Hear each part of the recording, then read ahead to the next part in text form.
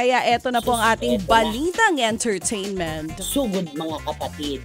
Uy, this is very exciting ha. Magsasama si Batang Quiapo star Coco Martin at Vong Navarro sa isang limited action series. Ayon kay Coco, binubuo niya ang konsepto kasama si Vong. May halo raw action, drama at comedy ang aabangang serye ng dalawa. Dito niya raw gagawin ang mga bagay na hindi niya nagagawa bilang tanggol sa Batang Quiapo. Hindi niya nagagawa doon ang magpatawa. So malamang magpapatawa dito si Coco.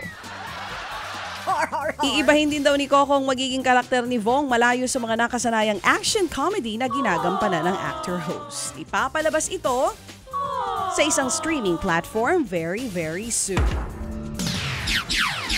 Maglalabas naman ng P-pop supergroup na SB19 ang documentary film na tungkol sa isang taon nilang pagtatag world tour. Mapapanood raw rito ang mga pagsubok na hinarap ng grupo sa kanilang pagtatag journey. Sa sold-out na finale concert itong weekend, pinalabas ang SB19 ng teaser para sa docu-film. Ipapalabas daw ito sa mga sinihan sa Agosto.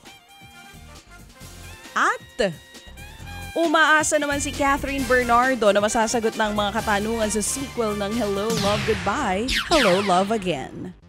Muling makakasama rito ni Kath ang aktor na si Alden Richards. Dahil open-ended daw ang pagtatapos ng nauna nilang pelikula, malalaman na raw rito kung anong nangyari sa mga karakter na sina Joy at Ethan. Ayan na nga. Kung ang unang pelikula sa Hong Kong ang setting ngayon daw, sa Canada na magtatagpo ang mga bida. Ipalalabas ang Hello, Love Again sa mga sinihan simula po November 13. Isa pang exciting movie. Ted Filon at DJ Chacha ngayon nasa Radyo 5 92.3 News FM Monday to Friday 6 to 10 a.m.